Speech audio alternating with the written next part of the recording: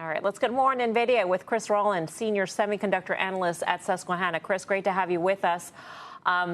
What's your take on this quarter? What are the questions you still have in your mind for the conference call? Yeah, I think you guys covered it really well. This was just a little bit better than buy-side expectations with that stock split for the retail crowd to get them going as well. We are all, as analysts, focused on really the last 2 quarters of the year, and it's then this transition to B100 and GB200. That's really what matters here. These are really compelling products. From a price performance standpoint, they're super compelling. They're better than H100 and H200. From a power perspective, these guys are bringing in liquid cooling. So from an energy perspective, it's going to use less.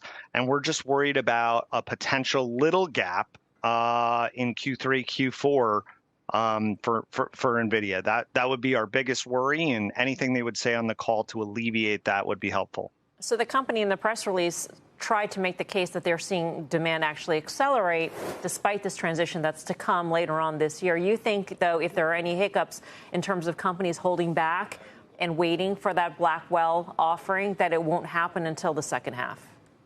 Yes, that's right. Right now, they're being helped by the H100 to H200 transition, where they get twice as much memory.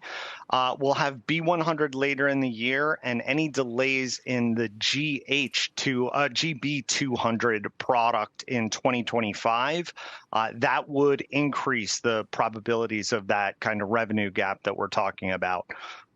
So that's how we're thinking about it. Chris, it's Karen. Thanks for being on. So what are you seeing for H200 pricing, and how do you think that evolves? How do you think that plays out as people look to switch later? Yeah, this is really all about memory and NVIDIA passing those margins, those memory margins on to their customer. For us, gross margins were good, perhaps a little bit light. Maybe they weren't able to pass on all of that memory cost up that we would have expected, probably not in the 80% range that they get for typical data center products. But so far, H200, the transition looks pretty good.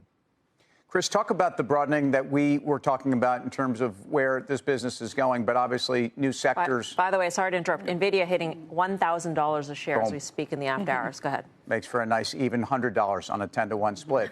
So Chris, so talk about other sectors where again, maybe these were places in a past life we actually talked about with NVIDIA, but whether it is auto, whether it is CPU, whether it is, what gets you excited here to look at the future?